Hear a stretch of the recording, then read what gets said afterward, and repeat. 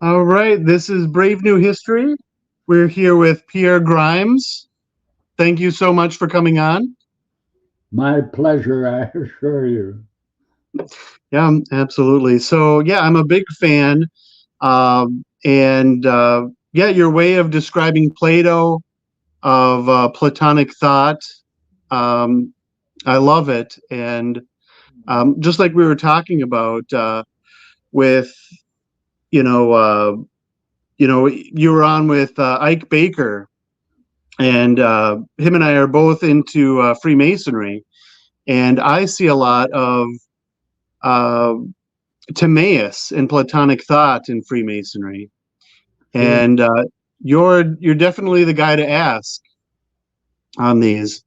So yeah, maybe we'll just get into it. Timaeus, we see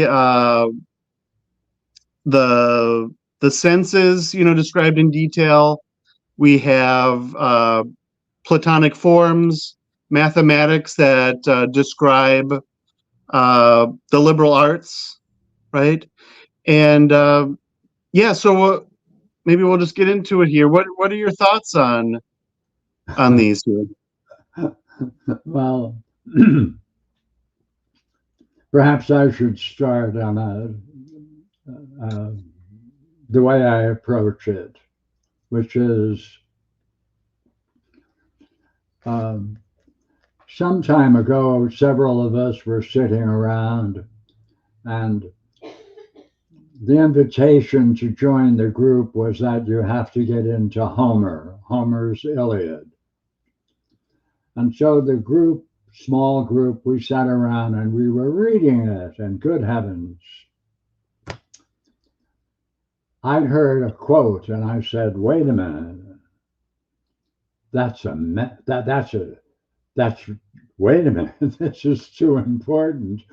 So what it was is in the 18th book of Homer's Iliad, Achilles has a magnificent enlightenment experience that's described.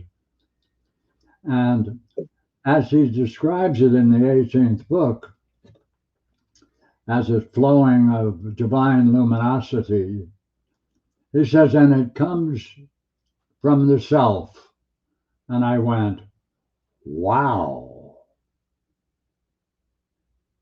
Now, that translation is only in one work.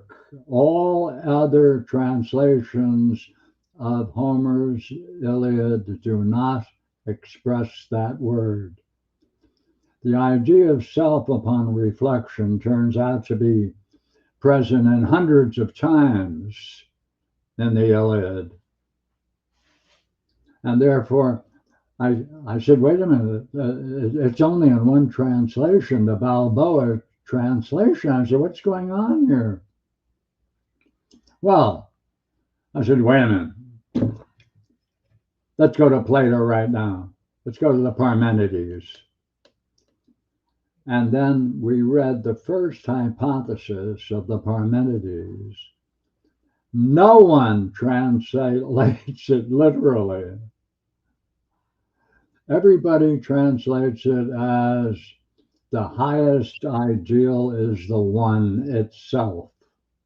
Uh-huh. There's a good Greek word for itself. It ain't there. The idea of self is there. I said, wait a minute. Wait a minute. This idea of self turns out to be an ultimate term, and no one is translating it. I said, wait a minute. Is it possible that it's also in other dialogues? Yes. Is it also in the later thinkers, especially Proclus? Without a doubt. It's in his elements of theology. It's also in his theology of Plato. And I said, you find it interesting that it's not being translated? No one is picking up this idea as essential. I said, look here, let's go to the New Testament right now. So we opened up the Gospel of John. Now, in the first chapter, which is the key metaphysical treatise in the first 23 or 24 lines, I'll give you the statement. You tell me what it does to you to hear this. Here it comes. Without the self, nothing that ever is could come to be. Yeah, the Logos, Christ. You're making the connection between the self and Christ or Jesus, right? Right. But it repeats itself throughout the New Testament, and no one translates it the way I just mentioned. Well, one of the things I've done, I've also been a advisor for graduate students, what they call external advisor for graduate students at Oxford and Cambridge. And I had a student who wanted to explore the idea of self and her PhD. Very fine student, brilliant. Dina was her name. We went ahead. They rejected it in principle because they said you cannot use the word self in Greek the way we are doing it. Hey, baloney. There are literally very good reasons for using the word self. But good heavens, Joe, the battle went on. And now, the idea of self is something that is common to us all.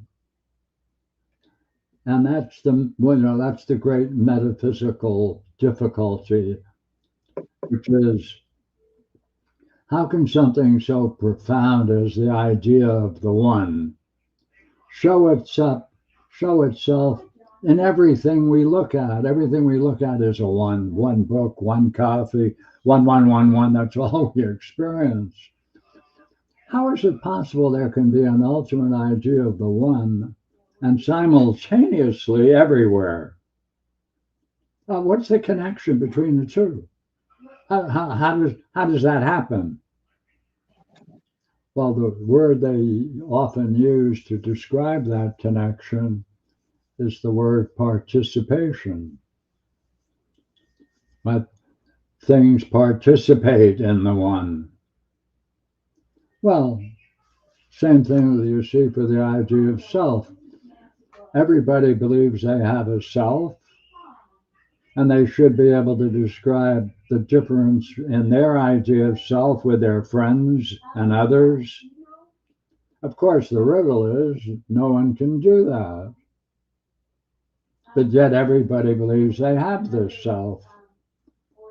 Well, wait a minute, what did the Greeks do with this idea of self? The ultimate expression of the self is at one time, you see, the idea of self is an idea.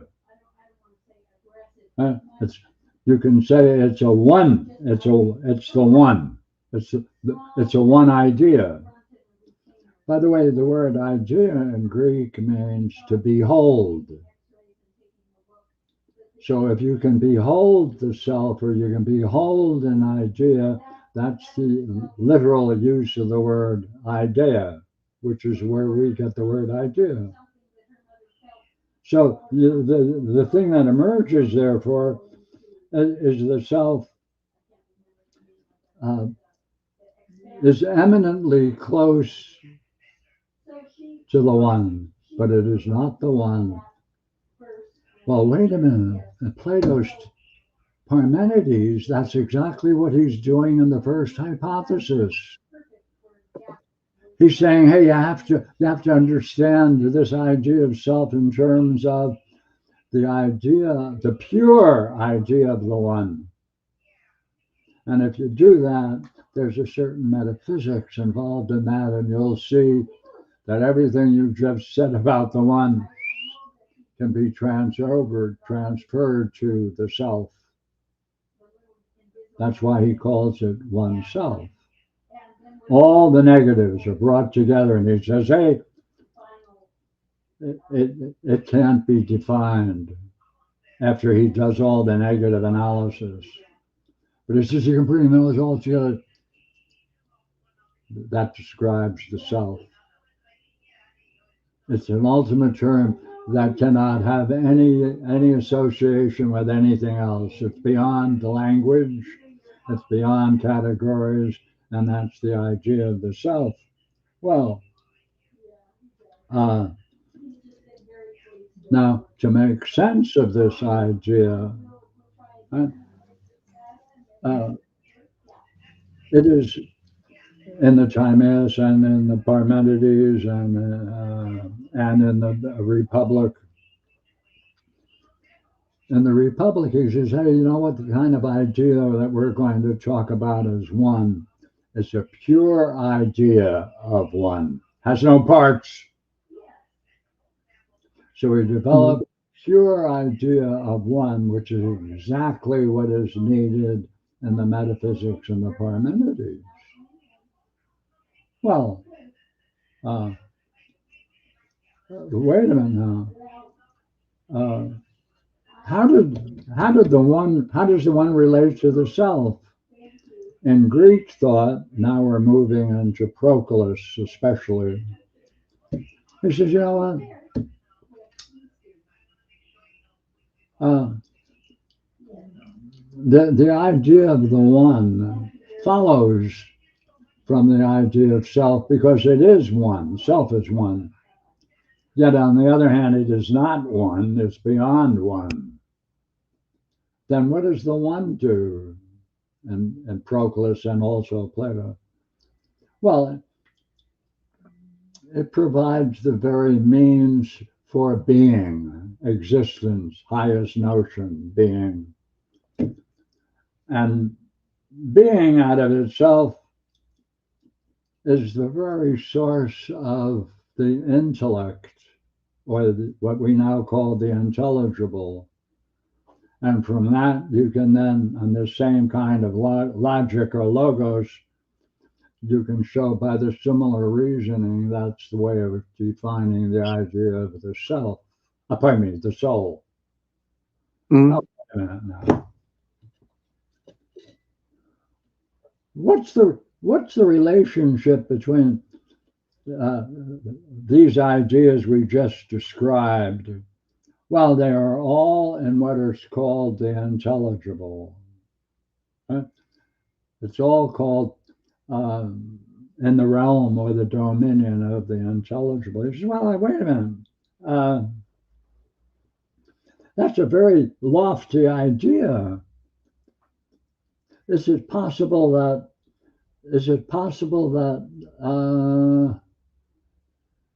that in the participation of the self in the intelligible world,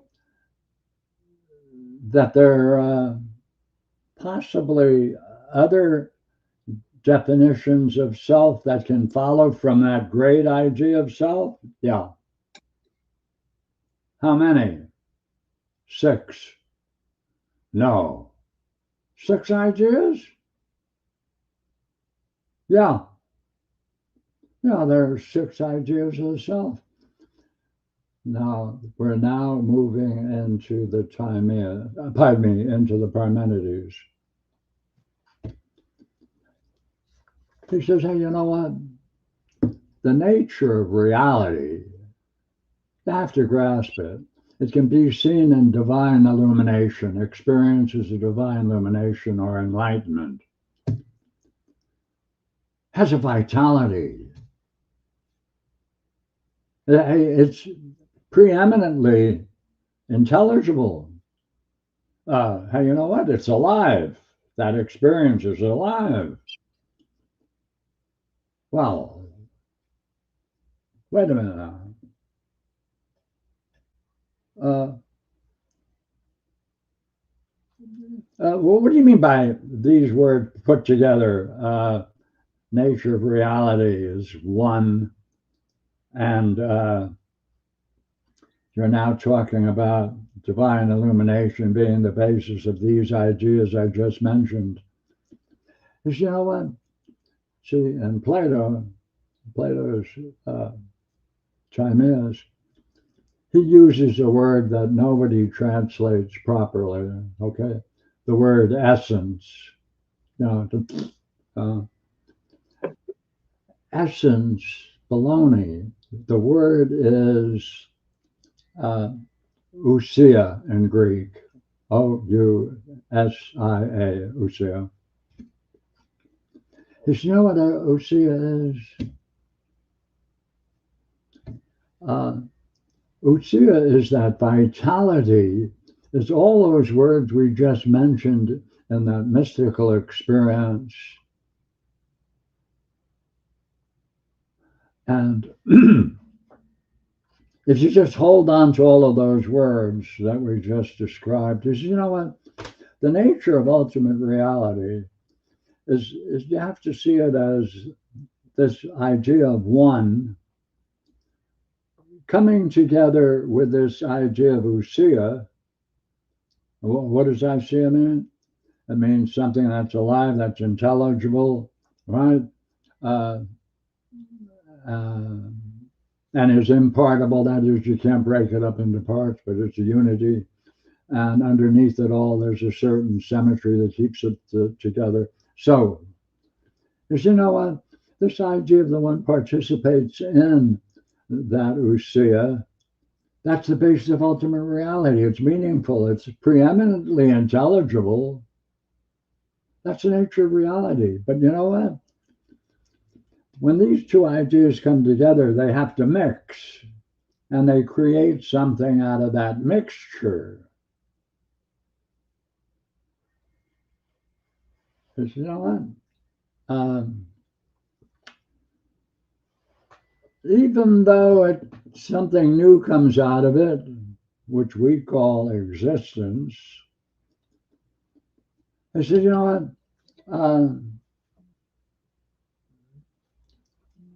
You can't talk about this synthesis between the one and ousia because it's a synthesis, yet they remain themselves, and being what they are, they stay themselves even though they're in a synthesis. He said, wait a minute. Then in Plato he goes, you know what? We need a word that will allow that property. That's the word difference. The fundamental idea of difference? Yeah. Must be the third element in the nature of ultimate reality with one and ousia.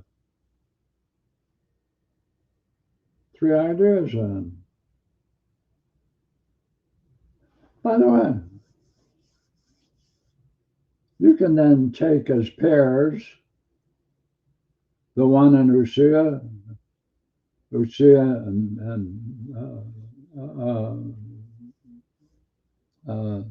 pardon me. You can take ousia and the one, you can take ousia and the self, you can take the self and difference. You can then take these, you know what, you can line them up, all of the possibilities of those three ideas, and you'll get a certain number that will come up in pairs. You know what? We're really talking about 1, 2, 3. 1, the one that comes together. 2, that ousia. 3, difference. Well, these are the fundamental ideas in the nature of reality. And and the way they come together, 1, 2, 3. Hey, you know what? those three words taken together in pairs, let's see what happens if we pair them and bring them together. Oh, yeah. There turn out to be 6 pairs. Wait a minute.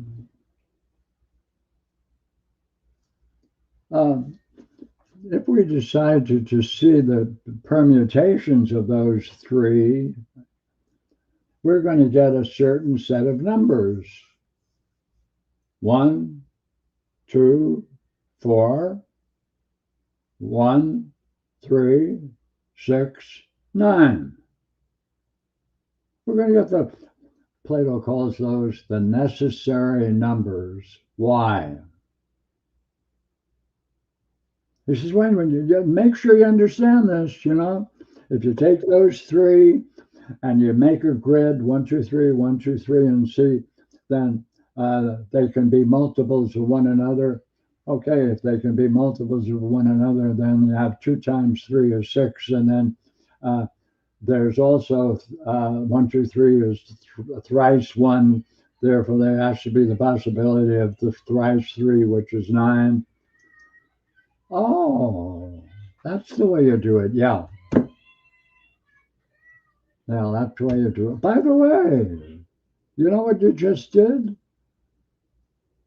If you take those numbers we just generated, they turn out to be the minimum set of numbers necessary to express the 3 kinds of mean analogies. No. Yeah. Well, you mentioned arithmetic. What do you mean by arithmetic? Well, it's a analogy, which is 1 is to 2 is 2 is 3. Or in analogical terms, 1 is to 2 is 2 is to 3.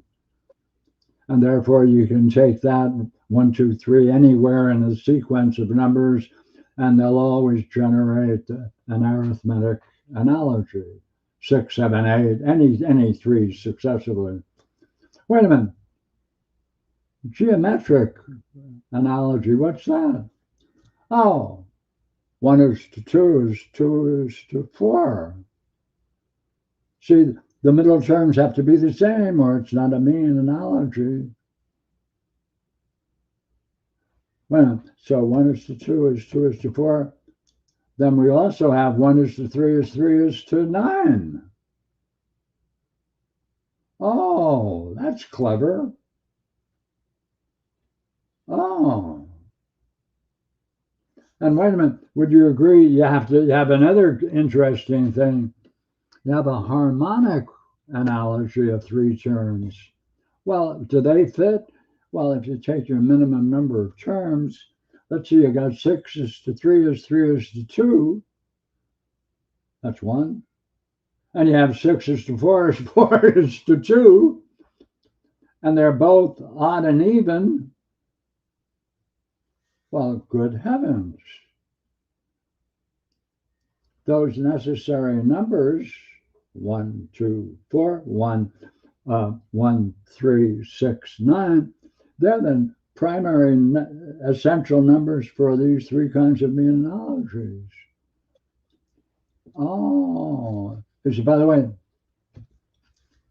in order to complete this, we're going to relate them to the 4 elements. So we're going to need a 4-term analogy in order to complete their relationship with these 4 elements. And so that becomes A is to B is B is A is to B is C is to D, and you can take any numbers and fit in them in that way. Well, well,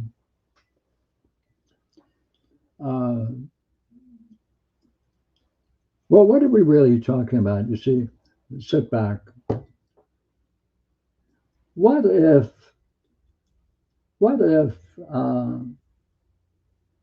the nature of our reality can be grasped in terms of these 4 analogies, the 4 kinds of analogies?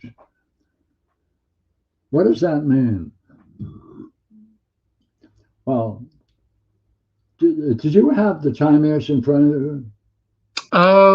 Yeah, I can get it real quick. Yep. 32. Do you have one with the numbers alongside of it, Stephanos numbers? Yeah, let's see. I should have it here somewhere. Okay. You don't. Do I have it? Well, Oh wait, which where are we looking? 32. Wait a minute. I think I might have it here.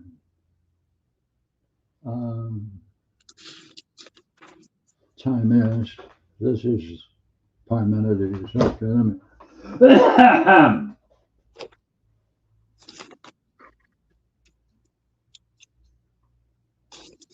I have books all over here, but doing many projects at once.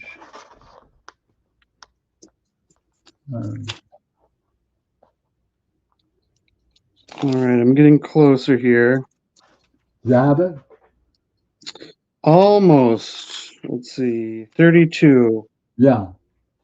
Let's see. For whenever in any three numbers, whether cube or square, there's a mean, which is to the last term what the first term is to it. And again, when the mean is to the first term as the last term is to the mean, then the mean becoming the first term as the last term is to the mean, then the mean becoming the first and the first and last both becoming means, they will all of them of necessity come to the same, and having become the same with one another will be all one. Yeah. If the yep. Yes, please. Let's see. If the universal frame had been created a surface only and having no depth, a single mean would have sufficed to bind together itself and the other terms. But now, as the world must be solid, the solid bodies are always compacted not by one mean but by two. God placed water and air in the mean between fire and earth and made them to have the same proportion so far as was possible. As fire is to air, so is air to water, and as air is to water, so is water to earth. And thus he bound and put together a visible and tangible heaven. Okay, look. At exactly 32, then he concludes, I got my text. And I'll change a couple of words because it's in the Greek better. And the most beautiful of bonds is that which most perfectly unites into one, both itself and the things which it binds together. And to effect this in the most beautiful matter is the natural property of analogy. There's the metaphysical expression of the value of analogy, and he considers it as that which most perfectly unites into one. So his idea of the one can be seen through these kinds of analogies which we just expressed. And then he goes on then to show how those he does two things. And the Timaeus, he generates another set of numbers for cosmological purposes. The ones we just mentioned, 1, 2, 4, 1, 3, 6, 9, is for metaphysical, the way in which the nature of reality at its core expresses itself. And when you take those 6 ways that we just enumerated, that turns out to be the different ways in which the self is expressible in terms of ultimate reality. So It's really,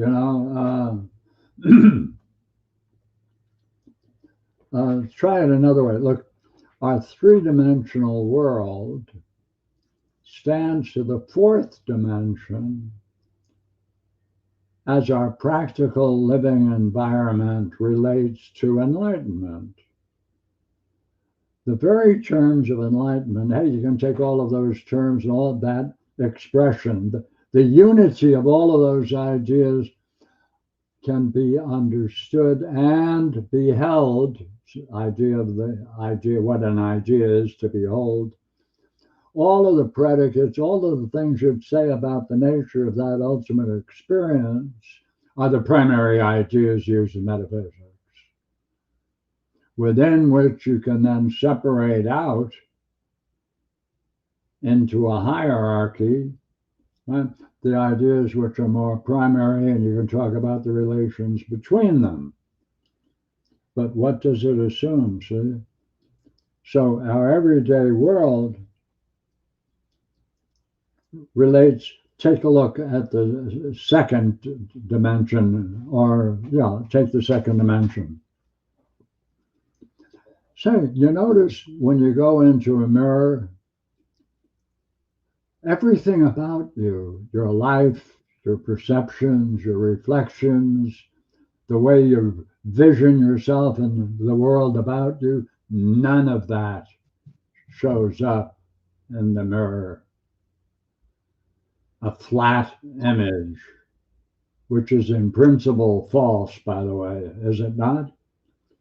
Because right and left are shifted, right? So in principle, it's a false image, but it still has the same properties of symmetry. Right? So we can say, when you strip all of those wonderful ideas we described in the first dimension and consider it in terms of the second dimension, they're all gone. Or working backwards, you see behind the second dimension, if you have the kind of mind, right, you can then see the beauty and the complexity and the new kinds of visions that are possible in the third. Hey, all of that brought together into a unity is enlightenment experience on the highest level. Same thing. Yeah. So we would say the fourth dimension is maybe analogous to the intelligible realm. Yes. So when I see this, we have a plane, right? Which is, if we could kind of maybe tie everything together, that like with the good, it's in one sense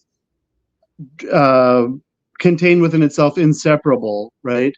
But then in another sense, or at least to perceive it, it's perceived as in three parts, right? So we have the good, we have the living element to it, and difference, right? And that's how we can kind of conceive of the good. Would you agree with that? See, let me raise an issue. One of the ways in which people express a nature of ultimate reality is talking about the one and the good. And they use those two terms interchangeably. Right? However, on reflection, they are not the same and they cannot be reconciled because, hey, we are all after the good, what we think is good. We quest for the good. We desire to engage in that experience of goodness. By the way, those qualities that I just mentioned are not present in the one. The one refers to anything I count, anything I look at, anything I can distinguish. Each is a one. They're totally different. Now, yes, many philosophers use those two terms interchangeably, but they're not interchangeable. And that's why I think the idea of the self is free of that kind of difficulty that occurs when you try to make sense of an ultimate term called the one or the good. Yeah. Now it seems like when we're talking about the one and the good, we'd maybe expect to see a third term in there, Yeah, right? So it's unusual for it to be a duality, that we're looking for a third one, right? or a different one. Yeah. So it's what the third term in there is the difference between the one and the good. Okay, when you talk about difference, see now we're in terms of metaphysics, we're in the second hypothesis in the Parmenides. Uh, see, Parmenides is such a profound work. Like there are 9 hypotheses. There's really only one hypothesis. He says my own personal hypothesis is the one self. Then he adds whether it is one or it is not. Okay, that expression then becomes, after he talks about the first hypothesis, the one self, he then talks about all the ways in which you can talk about the one. There are 4 ways you're going to express the idea of one. Okay, that becomes second, third, fourth, and fifth hypothesis. Then the other 4 match those 4 I just mentioned, with a one difference. What would happen if the second hypothesis, which we just described as the one participating in ousia, let's say we cut that out? Therefore, the sixth hypothesis is going to express what it would be like if we cut that out. What are we left with? The same logic goes for the 6th, 7th, 8th, and 9th. What would happen if you forget, ignore, or suspend any interest in the 2nd, 3rd, 4th, and 5th? Yeah. And what would that be? That's negation of everything, or what Well, would we be talking about? okay.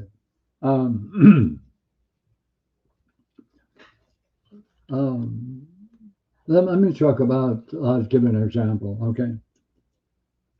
Let's take the 4th hypothesis. The 4th hypothesis is what is it like to experience all of the consequences that follow if you believe? If belief is central to your being. So therefore, the 4th hypothesis includes within itself the metaphysical understanding of Judaism, Christianity, and Islam. Those are belief systems. Well, then what's opposite to the 4th? Well, 2, 3, 4 over here, 5, 6, 7, 8, right? What do we got? 6, 7, 8, 9, that's right. So 8 is the opposite of 4. So the opposite now is going to say, what would it be like without belief? What would happen to the universe without it? That's the way he relates between each of the what are called positive hypotheses and negative hypotheses. So in the same way, we talked about the second, right, as the one participating in ousia, right? Hey, you know what? 6 is what would happen if that was denied? and so on.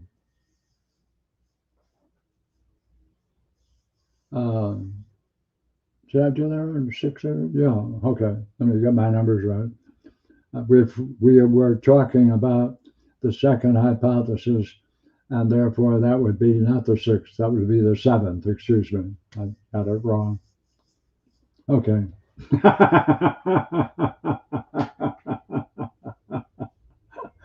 But see, part of my work is I did a book called Philosophical Midwifery, where the whole book is about the self. And it demonstrates in a number of ways how human suffering follows if you have a false idea of the self and what you can do about it, how you can see it, and how in seeing it you can be free of it. But you know what that means? Why were we, wait a minute, where did we get this false idea of the self? Well, our culture would say, well, we never speak about it, we don't hear about it, therefore it's easy to have a false idea of the self. But wait a minute, what if it turns out that that's the cause of everything that's evil, that's suffering? Oh, then maybe we shouldn't punish people and put them in jail. We should get them to see whether they can discover the very roots of their false belief about the self. Would that be freeing? Yes. Why would it be freeing? Because they have to see that that idea was introduced to them, transmitted to them when they were kids, when they were immature, before they reached the age they could reason. So what? How does that relate to philosophy? Oh, hey, every parent provides a child with their vision of reality. They do it when they're most sincere, they appear trusting, they appear totally knowledgeable. It's a pseudo-enlightened state that the child sees their parents in for the first time. They're coming out for you. They're showing themselves. Bang! That has a hell of an effect on them. Like, I never knew that. If that's true, whoa, they're way ahead of me. I'm just a you-know-what. Yeah, you're from now on a prisoner of the family society. That's a false vision of the self. So a false vision of the self comes from a pseudo-enlightenment experience the parents show themselves. And until the kid can recall those early events, they're stuck. So you can say that in our everyday world, there's an analogy going on that's fundamental, but being pure of false ideas of the self and the way you relate to the world as having a false idea of the self relates to the world. There are different orders of analogy. One is true, the other is false, just like the difference between the third and the second. Right? Our image of ourselves in the second is in principle false. So in the same way that we're being introduced to a false idea of the self, and people kill one another over this, though they don't express it that way. Now, just going off on maybe a bit of a tangent here, are you familiar with Werner Erhard and Est? Sure. Now, I'm seeing some similarities, right, where he would describe it as, in youth, at a young age, we have this idea, which is, similar to the false idea of the self. That's where right. something is wrong here, right? Is how he described it. That's right. That's right. That came after me. Yes. Yes. Yeah, and yeah, I know we, After my work. Yeah. yeah, that I mean, would you agree with kind of that basic paradigm of like the est, where we're creating meaning? And I thought of the idea of when we're kind of creating a false meaning, That's right. it tends to be, I I came up with the idea of meaning is mean, right? Where it's like the people are after you. There's this false intentions that you're describing to people, Sure. and we have to say that really, what do we say, that we're just creating stories with things, right? Like Absolutely that right. my ideas are wrong, I'm wrong, the situation is wrong, but ultimately we have to look at it like, no, the wrong is not a state of affairs that can exist, because it can only be the way it is. There's no not the way it is, See, right? There's the state of affairs that exist are what exist, yes, and we have to look at it as they exist. that's right. Now, yeah, The difference is he didn't go far enough. You have to find those moments in your personal experience where these ideas were transmitted to you. And then when you see that, the essential step of freedom is then to be able to imagine that you're talking to your parents, the transmitters of this, and you can tell them that what they're doing is in principle false. They're acting like they're wise people when this is a phony show. They have to be able to express the logos of that. Then they can experience a degree of freedom they never thought possible before. That's what he's missing. He's not going far enough. But yes, I agree. Yes, or he agrees with me and I agree with him. Yeah, however you want to put it. But he hasn't gone far enough. And that's why the movement ended. Right? I mean, people want to, yeah, okay, everything he says is true, but he didn't go to the roots of it. Yeah, some years ago, uh, let me check with you. In the 50s, three of us got together and we started a school in San Quentin called the School of Philosophy, Religion, and Psychology.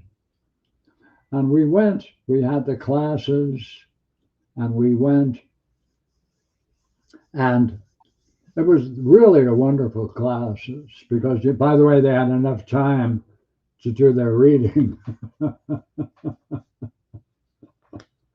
They were always well prepared mm-hmm.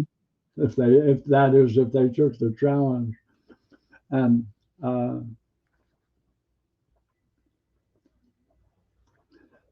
the way I am talking and expressing the human condition of how we get caught up in beliefs that we have inherited struck right there and made sense of their experience. By the way, one of the people in our class wrote a book, Eldridge Cleaver, Soul on Ice, came out of our classes, and he was one of my students too, as well as Chris. Forgot his last name for a moment. Been only 50 years, 1950s, yeah. But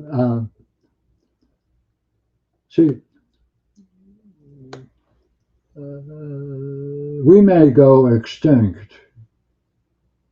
Our race may end. Many people have seen that because of this stupidity of our own nature.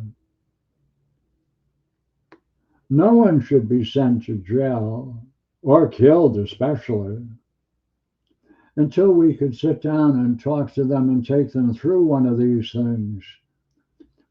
I took a young man who was in the Marines, and he got a dishonorable discharge. And he was the first Marine after the Korean debacle. The Vietnam.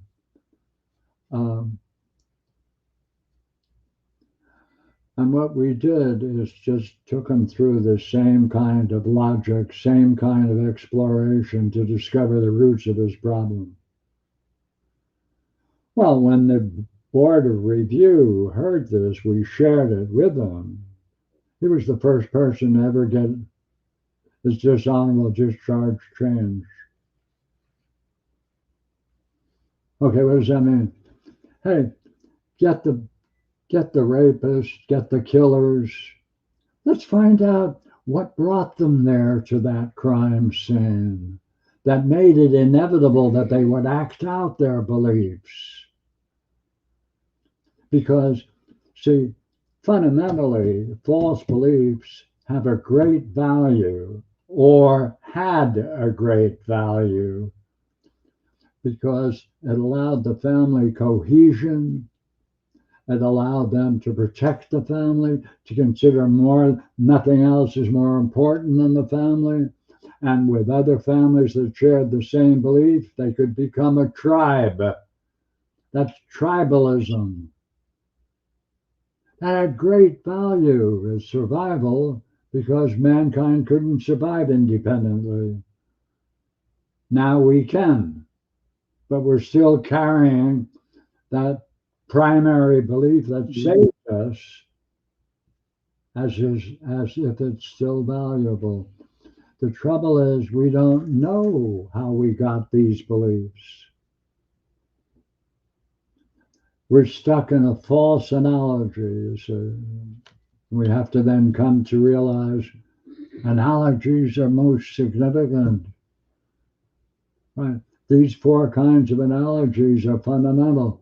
They are, as it turns out, the 6 ways in which the self can best express its very nature through harmony and symmetry.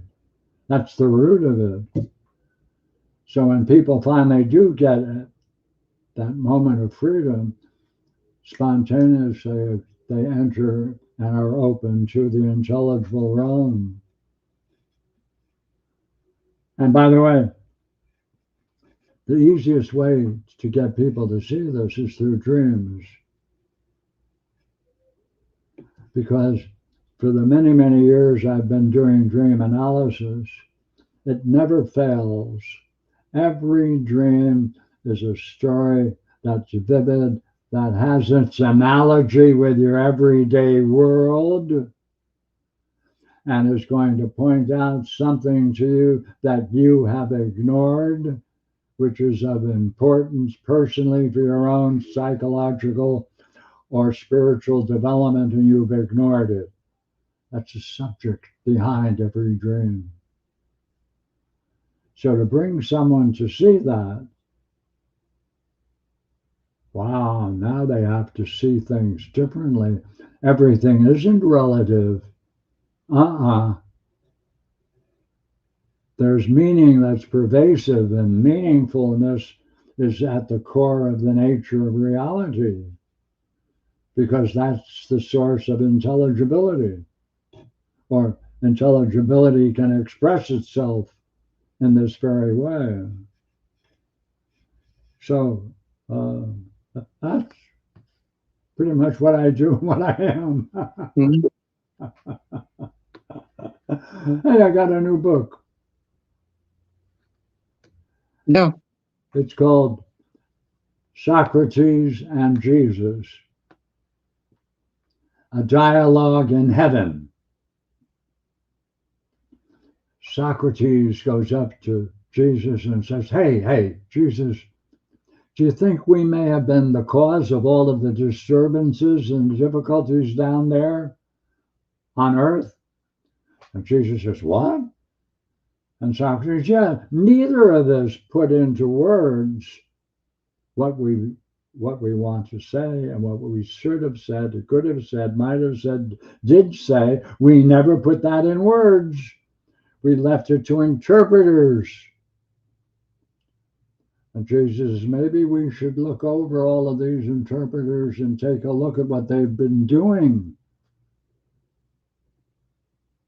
That's the whole book. Mhm. Yeah, yeah, go ahead. It just came out this month. All right. Yeah. Where it's interesting how we say, nobody should be put to death, and prison isn't going to help people. Where it's interesting how, Socrates, he's famous for his death, that he agreed to be put to death, right? Sure. And in the Gospels, Jesus agreed to be put to death, where that seems to be antithetical to what they were preaching. You wonder why Socrates would agree to that. That's right. Well, you see, Christianity is misnamed because they do not center their thought on the Gospels, but on Paul. And if anybody wants to read it straight, maybe no more than the first 2 paragraphs of every one of the 7 letters of Paul, and read it straight, they'll see he's not following Jesus. He's following himself. So it should be Paulinism. And by the way,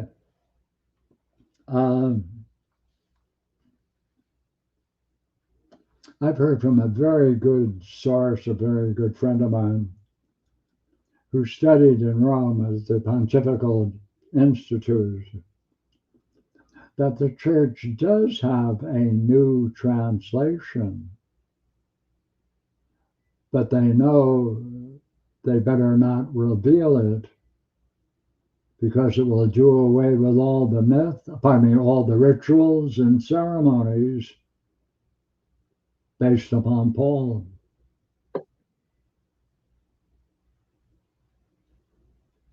Yeah, there's a very fine book, by the way, that explores this if your viewers would like to get into it.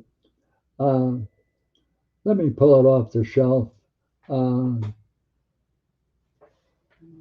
I think I have it right here.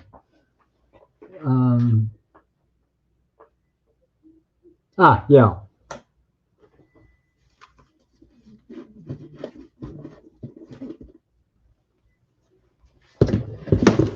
Whoa.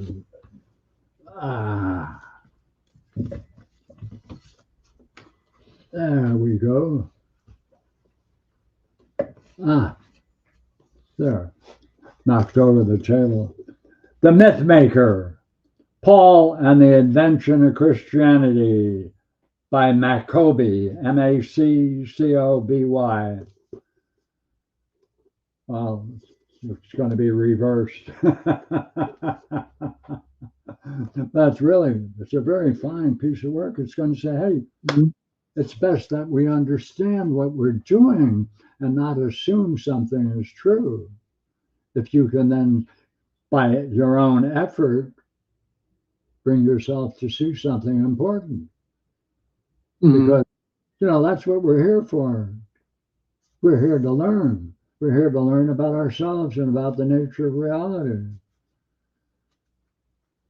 And therefore, life is a spiritual adventure through which you can have a good deal of time having fun, which is really philosophy. Absolutely. So, returning to Timaeus, maybe we could Oh, yes, I sure like that man. Yeah, and we wonder if we could look at it in a broader view. That so we've seen these triads, right? So there's the I guess way in which we experience reality. We can think of that as a triad. And then we said that the individual is necessarily one and not divisible, but we also have the triune or the tripartite soul. So That's I almost thought of it as, you know, where we have, we can think of the good or in terms of three, right? And that Timaeus says that the human soul is an imitation of the good or the one. I forget how it yeah. expresses it. And that I think Christian thinkers have thought of it as, well, if we're a tripartite soul and we're an imitation of the good, then the good must be tripartite. And we wonder, like, there's all these threes, right? The universe is fundamentally made out of triangles, right? There's three terms to so many things, that the basic element, is it one or is it three? Oh, see, upon analysis, you can find threesome. It's only by analysis that you can find it. Therefore, you can say, by analysis, we can see the role of threeness. By the way, that's equally true in the idea of being. It's equally true of the soul. It's equally true of the intellect. Three, three, three. Yeah, yeah. If you want to say that you went on analysis, you can then take it apart. You'll see that you need to make divisions. And these divisions then can express themselves because of only one principle. You see, the one principle is that all analysis proceeds on three bases. One, there must be a source. Right? That source must have a power, and that power must be able to express itself in an activity. That's a triad, right? Which we can say, for simplicity, we can say being, power, and energy. Uh, everything we're talking about can follow these three. Or put it in other ways, there must be a source of electricity. There must be a power that furnishes the innate power to become effective through its activity. That's electricity. That makes it work. That then expresses itself. It's always threesome. Yeah, that's right. Yeah, so you wonder, are like in Timaeus, is that a point that's, do you think it's being made in Timaeus? Is that there's a certain oneness, and maybe this threeness is a little bit illusory, that it's only by analysis? And then what about the nature of three do you think expresses the basic principle of things? Well, you see, the question you're raising also can be said to be uh, what is number? See, the other day I was expressing this, and I said, look here, what number is nothing other than a whole string of ones. There can be no difference among them. They must be absolutely identical, yet separated one from the other. And you can draw a circle indicating a unity cut through this manyness. And then you give it a new name, 5. It's not really 5, it's 5 ones that are identical. Oh, well then one is not a number. It's the measure of numbers. Because if you didn't have a measure of numbers, you couldn't have that string of numbers identical with itself. Oh, now wait a minute.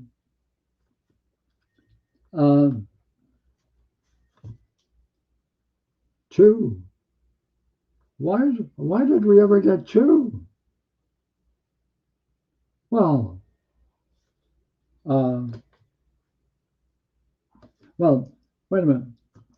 2 is really dual. It's a duality.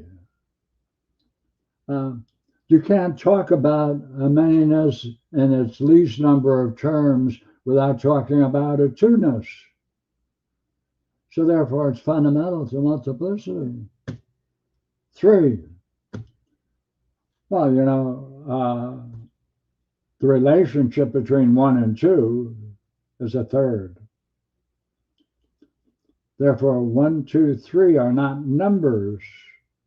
The first number explicitly comes out of 3. That's the first number. And these others are the condition for numbers. So therefore, number presents 3 presents the primary unity that allows multiplicity in numbers, divisions in numbers, the harmony within itself, a synthesis that you collect. So therefore it allows these things. So 3 is a very powerful metaphysical principle. And again, you can always find it. Anything that has life must have those 3. There must be a source of life. There must be a power for it to express itself. And when it expresses itself, it does so through some activity. 1, 2, 3, it's fundamental. Yeah.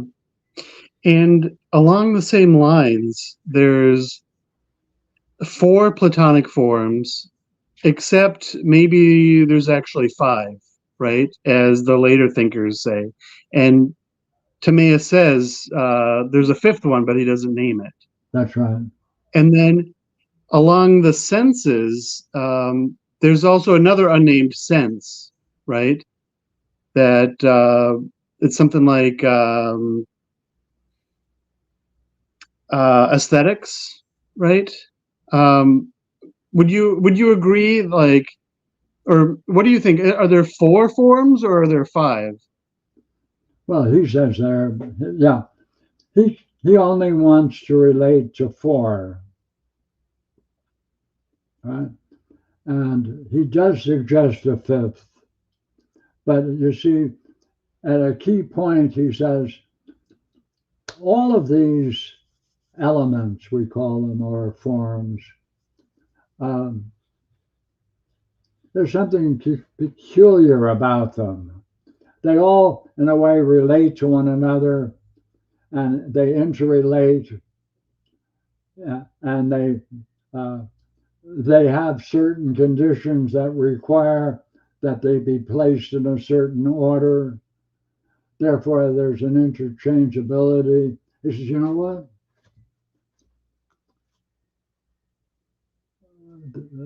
That which underlies it is something that glows like gold.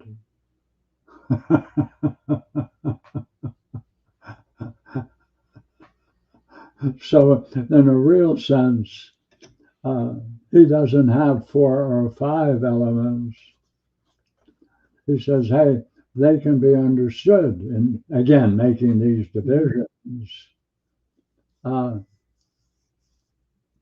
But in essence, there's something there that shines like gold. That's fourth dimensional. Yeah, so it kind of brings us to the intelligible realm Yes. a little bit. So just like we could say, and I'm going to the middle chamber, right? The staircase of 3, 5, and 7 steps. 3 is basically the understanding of reality, maybe the understanding of self. And that brings us to 5, which is the sensible realm. We can think of 5 Platonic forms or 5 senses. And then we have the intelligible realm, which is the liberal arts. And would you say they necessarily have to ascend in that order? Understand the self, understand the sensible realm, and then the intelligible realm? Just to make a point, the quadrivium, as they call it, 3 and 4, right? The 7 liberal arts needs another. It's incomplete. Grammar, rhetoric, and logic is incomplete. It needs dialectic. And unless you add dialectic to that, then there's no movement from it. It can't move into a higher realm, since dialectic is a way of using the logos. And the idea, the central idea behind all of this that we're talking about is the logos. The key idea of the logos expresses itself through intellect. And intellect expresses itself on another level as we can call it common sense on the lower level. It keeps proceeding to the realm. Ouspensky has a very good way of understanding these ideas. He says, you know what? There are 4 dimensions, and they can be linked to, the first is sensation. There's a whole bunch of beings that only have the power of sensation. The next group of beings have perception. They easily can gobble up things in sensation alone, since they're not aware of the power of perception, leaves them vulnerable. You know what? That's the second dimension. Third is concepts. When you're able to bring together all of your perceptions into a unity, that's a concept. That's what Immanuel Kant calls concepts, or the unity of perceptions. Same thing. Right? The fourth, therefore, has to be intuition. How to bring all of those 3 together into a higher unity is the fourth. And therefore, people then who get into that 4th dimension, or the intelligible realm, then perceive things differently than people stuck in the 3rd, 2nd, 1st.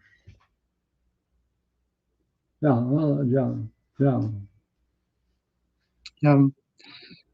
And would you say that there's like the sequence of 3, 5, 7, right?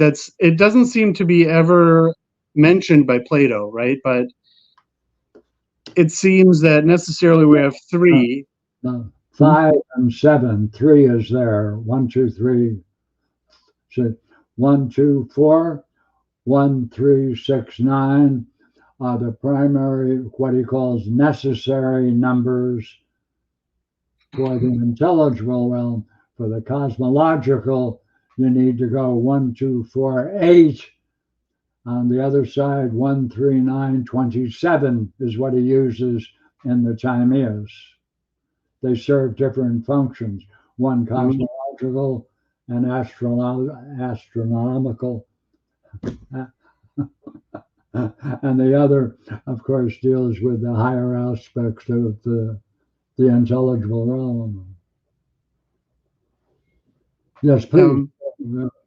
Well, I mean, would you put any Platonic meaning on a grouping of 3, 5, 7? Well, 3 is there. Okay, 5 and 7 are not. So you can make the same point using 5 and 7 because the odd sequence that are in necessary numbers or cosmological is 1, 3, 1, 3, 9, 27, or 1, 3, 9, and of course 6. Yeah. So what's missing therefore is 5 and 7. Yes. Is there significance to that? Sure. That I mean, Plato doesn't seem to ever mention that sequence. Oh, no. In the second hypothesis, this is covered in great detail. You see, uh, 5 and 7 do not fit into the necessary numbers that can be used as fundamental numbers for the construction of those different kinds of analogies. They're not necessary. So for him, the necessary numbers are those. But you have all numbers, you have to add 5 and 7, and you can then generate all the other numbers you want. Yeah, quite true. That's why the Gotcha. word necessary is so important, of course, in the Parmenides. Second hypothesis, yeah. So can you break down why those numbers aren't needed or why they're not necessary? Yes, Or yes, I see.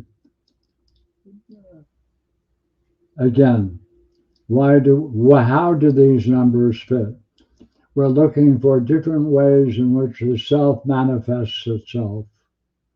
The way they manifest themselves in the Parmenides and the second hypothesis is that you need to see that the combinations that you would generate, male and female, since they're primary aspects of all life, uh, you need to see numbers that can express themselves as the minimal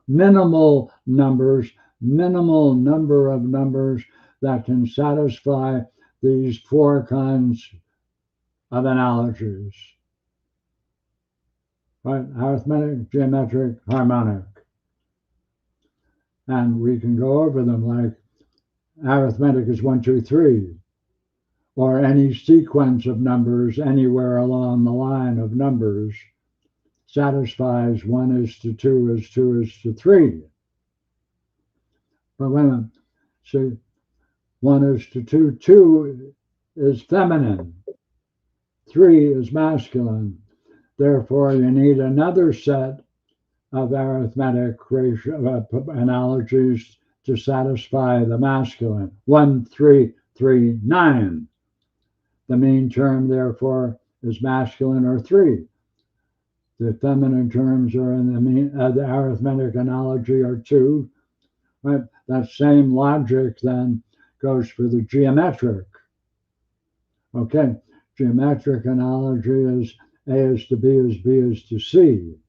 Or putting in the least numbers, 1 is to 2 as 2 is to 4. Or 2 is to 3 as 3 is to. Finish it. okay, say it again. You see, what we got is what you need to do is you need to move to the mean analogy. Right? We did the arithmetic, and now we want to go into the geometric. 1 is to 2 is 2 is to 4. Or 1 is to 3 is 3 is to 9. Right?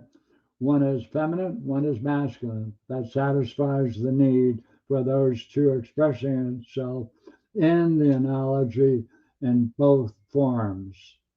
What forms? Male and female, odd and even. Okay? Then you need to get the harmonic. Harmonic is a special kind of relationship, mean analogy, 6 is to 3 is 3 is to 2. All right? And again, you can get 6 is to 4 is 4 is to 3, 4 is to 2. Again, you have middle terms that are the same, odd and even, and there turn out to be 6 ways of expressing the fundamental properties of the mean analogies. And now you may need a 4th term because there are 4 elements, which is why A is to B is B is C, and that can be any number. Okay, going back then. We generated 6, did we not? Therefore, those are the ways in which the self manifests itself intellectually through numbers. That is the basis of all harmony, all building of architecture, all music, all of the arts. Therefore, it's fundamental as principles of the creative design of the universe. So we have 1 is like the essence of masculinity. It's a quality of a number, right? And then 2 is evenness, and it's femininity, and it's quality of numbers, right? Or 3 duality. Yeah, duality. And then 3 is kind of reality itself, reality as we see it, right? So we can kind of make an analogy that just as 3 is really inseparable, but we can see qualities of reality, but you can't really break reality down into concrete evenness. You can't look at an evenness, right? So we have 3 as the fundamental of reality, and then 4 is kind of like the physical reality. We have the 4 elements, right? And then 5 is maybe the being aware, being self-aware, just like 1 changes to 2 by self-awareness, right? Like Proclus said, like a point to a line. That's the good being aware of itself, where we have the sensible realm, maybe being experienced or having the ability to be experienced, and that's really where 5 comes in. So far so good? Well, you see, you're raising, of course, what's essentially what I think is one of the best questions going, which is what is existence? Like, why are we here? No, not just why are we here. Why is there existence? And the whole show. Why is there existence? To what purpose? Unless you know the purpose for which it is, you're going to be stuck without an answer to the great question, because in some way you got born into it. Mm-hmm. Therefore, you have to ask whether or not existence must include even before you entered into this existence. Well, what we're doing is moving into that great realm of mythology or reincarnation, or the Tibetan Book of the Dead is a perfect good way to go into it. That they hold to the idea that this existence is so meaningful that when a person is reborn, there are forces that are going to come together to determine, given where you are and your past understanding of life, where should you be reborn, in what country, in what nation, at what time, in what family, so that you can maximize your chances of breaking free. so that you can see the need for a higher way of being, higher way of understanding. See, that's the role of ousia. Ousia is, if you look at it as a circle turning upon itself, that's the word ousia. Ousia is reflecting in such a way as you can see yourself. That means that must be something living, that has a power, that has an effect called activity, right? And they must be all together into a unity, those three. And that brought together is the intellectual way of reflecting. That's ousia. And that's another word for the way reality is in its pure enlightened state. Enlightenment is an experience of turning upon itself creatively. That's beautiful, reality, just, etc. Those are the terms one can use to apply to it. Those terms become what they're called ideas, and how to relate with them becomes the effort of certain kinds of philosophy to put into order. And just to go one step further, the idea of order of those terms is immensely important, because that order in the Greek world follows the order of the gods. The order of the gods is in three classes. The most numerous, and the ones we're most familiar with, maintain our creation, and they're called, of course, the 12 Olympian gods, right? Zeus, I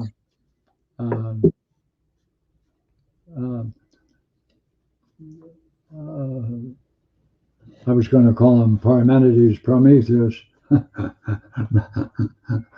and Hephaestus. In other words, there are ways, and the order of the gods can be divided into 4 divisions.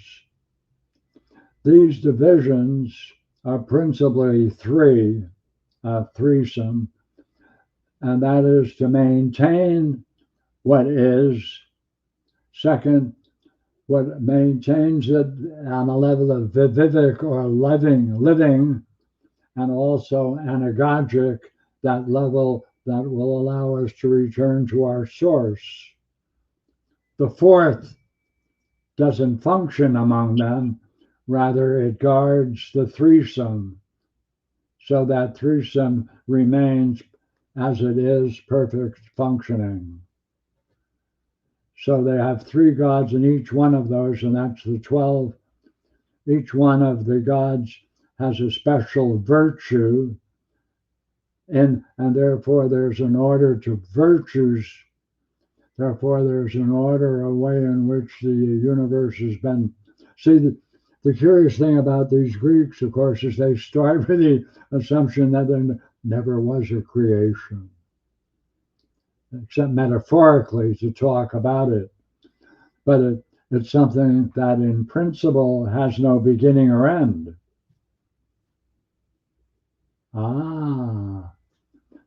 Therefore, you need this idea of guards or guardian gods that are going to maintain all of this order. What order? The order of the gods matches the order of these virtues. That matters, therefore, the order of ideas. Threesome.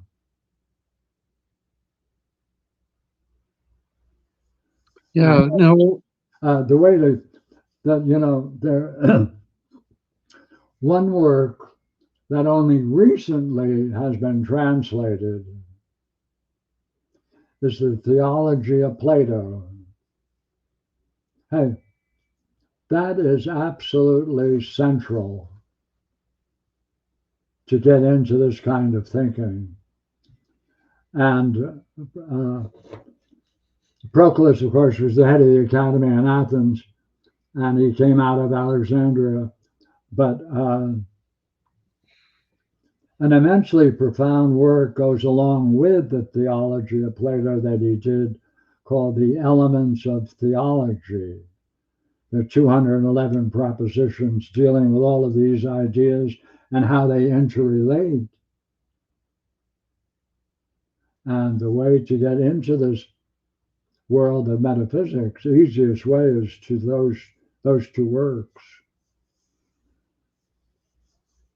And by the way, he starts with it by saying, hey, you know what? You can see everything that's in Plato's many dialogues in the Parmenides. Then you can see it, all of these ideas, if you want to take a look at it as cosmologically in the Timaeus. So be it. Yeah. So in Timaeus, it would seem that the universe does have a beginning because there's a craftsman, right, that crafts it. Or would you say that Yes. just as time is a moving picture of eternity, Yes. the craftsman really isn't crafting it so much as that's maybe a metaphor for putting this timelessness into motion, that it doesn't happen in a period of time. That's right. That's right. Very good way to put it. Yeah. And so kind of see, go ahead. He talks about it as creation is the image of God, of the highest principle. So it's the most fundamental analogy. Yeah. Could we see creation itself as the craftsman? Yes, sure. Divine craftsman. With the notion that when we're talking about creation, we're talking metaphorically and not literally, since there is no beginning or end to this moving image of eternity. That's why they call it the moving image of eternity. It has no end, has no beginning. Yeah. Where part of me wonders if Plato isn't being self-referential, where when he says, now this has the form of a myth, right? And he kind of he dismisses the myth as we're told it. And part of me wonders if that's to be applied to his own work, right? Where he kind of says, take it with a grain of salt, think of it. Yes, you're raising another good one. You see,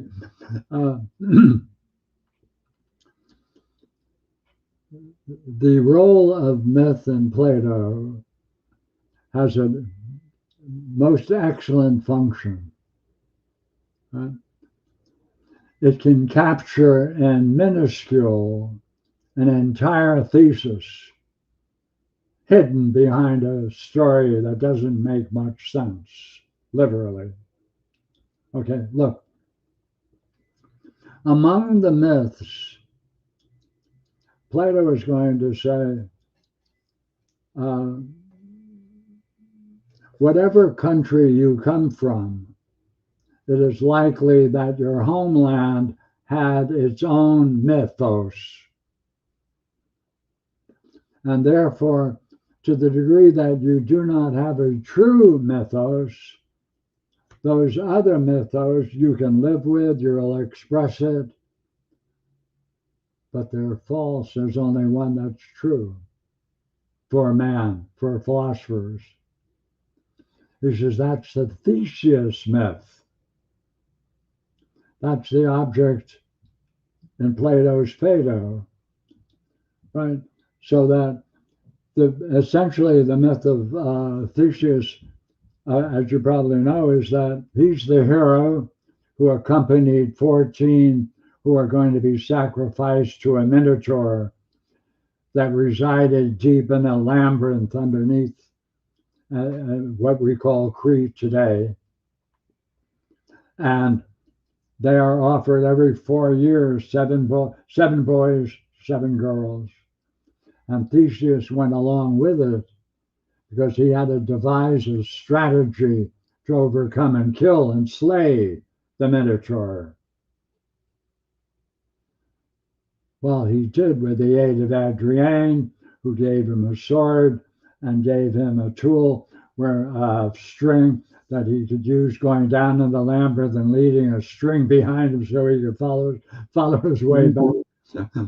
But the essential thing is when he came back, you see, he came back as king of Athens. He said, you know what? That's truly the philosophical path. Everyone has to slay death. Mm-hmm. Everyone is afraid of death. The philosopher has to slay death.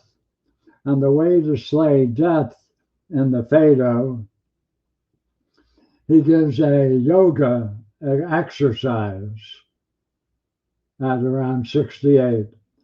And he describes it as, hey, you know what? He said, I've talked to you guys about this many times before, but I'll go over it again. And he says, you have to be able to sit and draw together all the energy and the body together. Bring it together, lift it forward, and bring it up out of the head. And that is learning how to raise the soul, being brought together into a unity so that it can be free of the body and function as a unity once it's out, so it then can experience ultimate reality. That's the way to slay death. You have to see that there's nothing to it. You have to just, hey, that's an experience that all philosophers finally must gain, which is an enlightenment experience of the separation of the soul from the body. So he describes that and talks about what it's like to experience it also in the same book. So it's his use of myths, going back to your point, you see, is central, but it takes reflection, and you have to be able to carefully see how it's functioning in the dialogue so you can end up and use it yourself. Source, power, energy. Yeah, and the Theseus myth, you know, as you were describing it, I'm thinking of the analogy to alchemy, right? Oh, yeah. Where Yeah. there's that saying in Latin, visit the interior of the earth, and by rectifying it, you'll find the hidden stone, right? So without a doubt.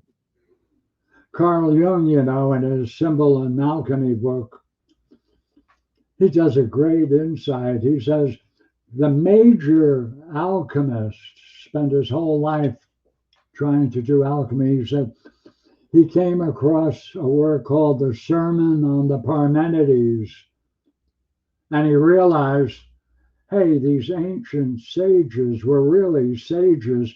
That's where we should spend our time. So Carl Jung says that's the right study. Studying, mastering the ancients, the philosophers of the past. And one of the teacher of Parmenides gave a great one. Very simple. He said, hey, you know what? What is it? What is it that right now is seeing? Right now, what's seeing? By the way, another one. You have thoughts. Right now, what is thinking? What is it? That's it. Don't need anything more.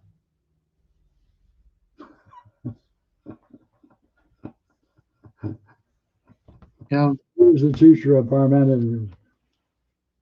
Oh, yeah.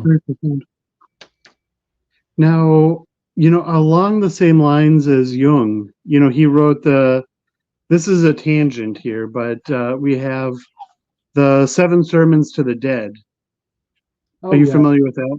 Yes, yes. And he talks about Abraxas, and I wonder, like, that's such a strange figure, right? Do you have any ideas to what's going on there? You know, if Carl Jung was serious about his own thinking, he knows what he should have done. In his two essays work, he says, you know what, if the truth be known, I'm really a philosopher, not a psychologist. But because of the dreadful perception of the way philosophy is being conducted, I don't want to call myself a philosopher, but I really am a true philosopher. Now, after he said what I just reported in his work on symbol and psychology and alchemy, he should from that point on has told all of his people, hey, you know what? We're not going to do alchemy. We're going to do Plato. It's all Platonic. That's what the conclusion he came to, that all alchemy is Platonic. And you see, remember his dream, like that. Now, he only reveals what he really thought of his great classic dream in the Red Book. But that dream is really great. He dreamt that. You see, he was in Switzerland. His father was a theologian. They both attended this cathedral. It was his place he really thought was magnificent to attend and participate in. So he had this dream. God is taking a ship, and he lets go one of the great turds, and it zooms down and destroys the cathedral.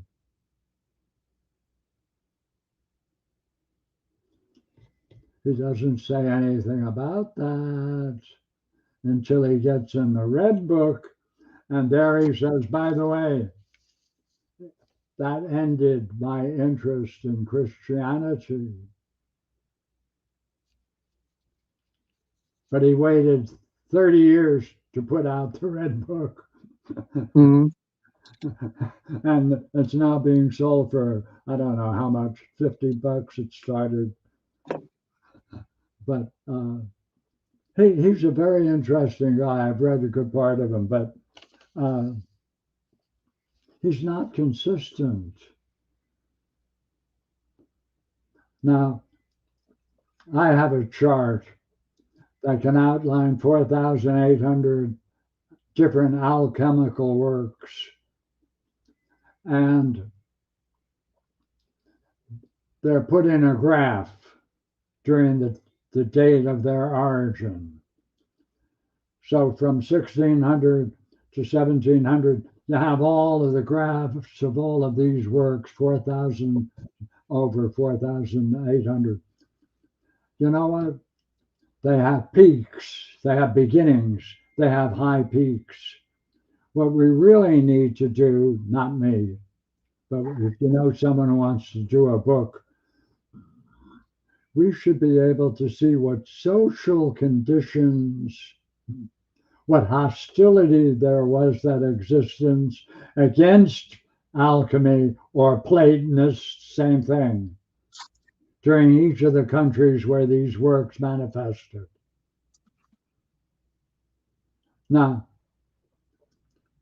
you can get, by the way, on the web, those graphs for every country in which these 4,000 works came from. So you can also see their rise and fall in these different countries. So you can understand what's going behind this great alchemical tradition. Why did it end? Did it end with freedom? Did it end when the church lost its Inquisition?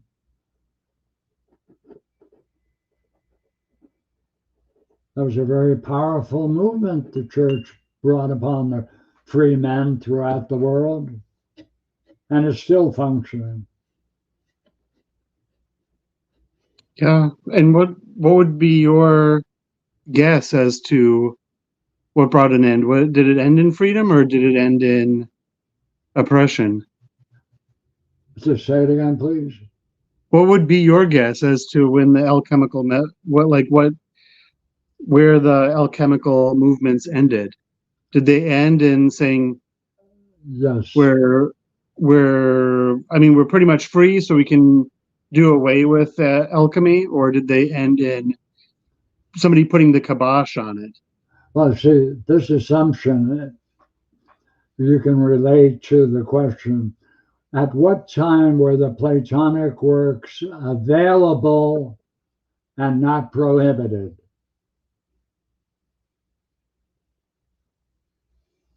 Whatever date you come into, you could then apply it to each one of these countries and see whether or not it corresponds with the fall, or pardon, not the fall, but the lack of the new alchemical works. No, I haven't done it. Mm-hmm. That's not my game, but I know that's a good theory that someone could run away with and do a good book. I'd like to read it. Mm-hmm.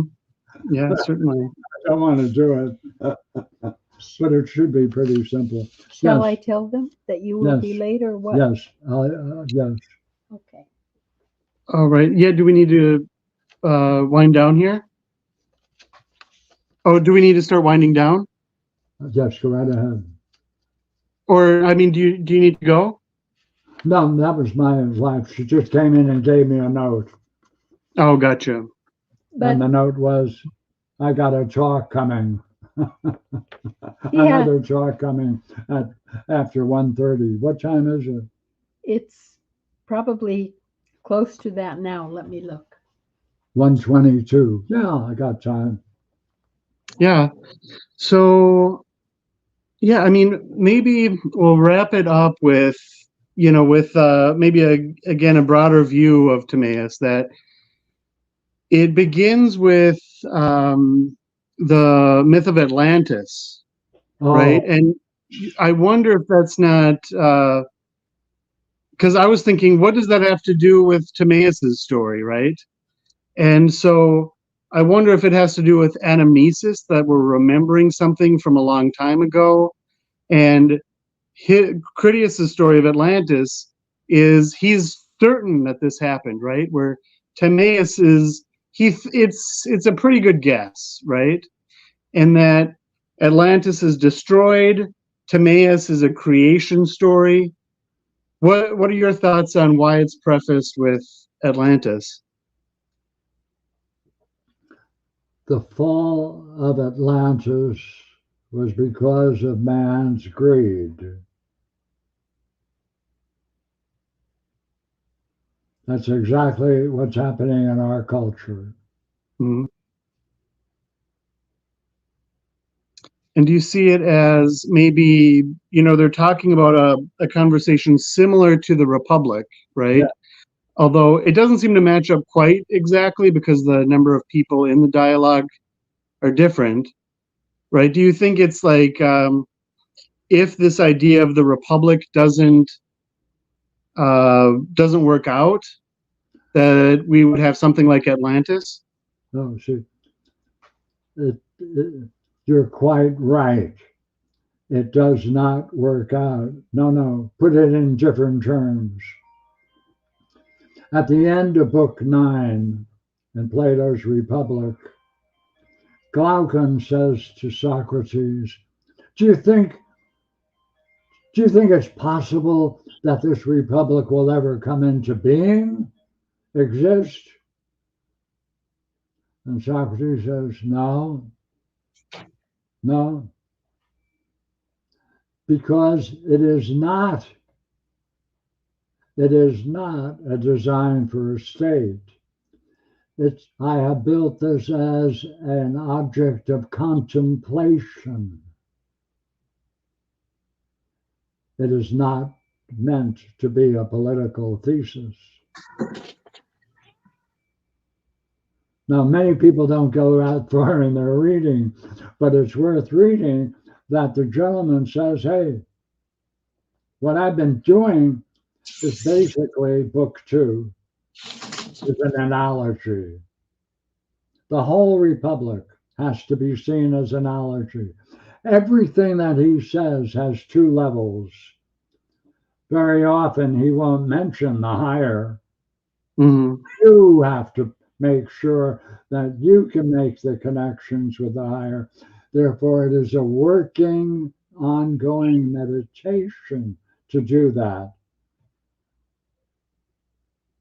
See, the first book in the Republic are all the false ideas of justice. Book 2, Socrates says, oh, you want to talk about justice? We just talked about injustice. Talk about justice. The only way to do that, we'll have to build an analogy. The analogies are going to have to be as justice is to the individual, so justice is to the state. It's only an analogy. In that sense, that its purpose is not to show the ongoing need for a new construction of a state, but to have a perfect idea that one can meditate upon in order to bring about the true state of justice in one's soul.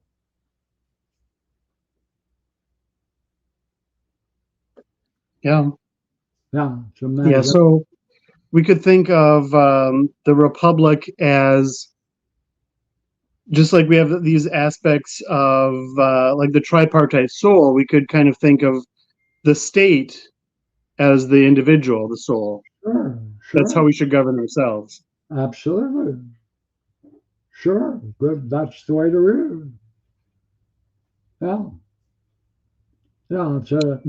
See, uh, it's an incomplete work because we know in book 6, he says, hey, you want me to explain how the philosopher experiences pure justice? He said, oh, what a task. He said, I'll tell you what I do.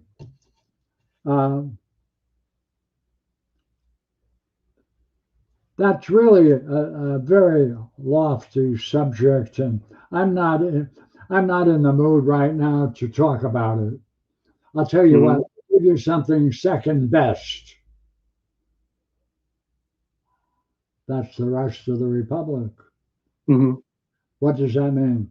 All he's going to talk about is the second hypothesis, not the first.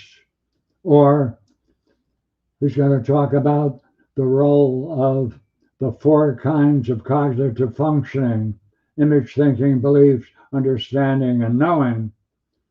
Those don't apply to the highest, which is wisdom. There's no place for wisdom in Plato's Republic, except one line where he talks about there's a certain kind of wisdom in maintaining the state of justice, but that's as far as he goes.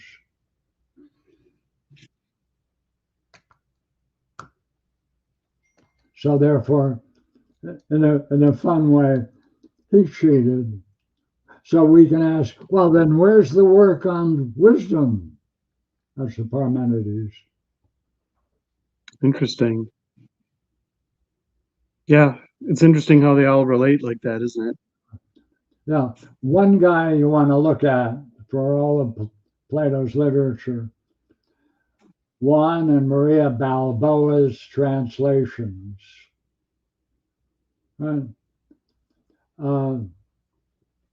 You'll find that he has an interest in bringing a great deal of what we've been talking about, makes it more visible from the Greek.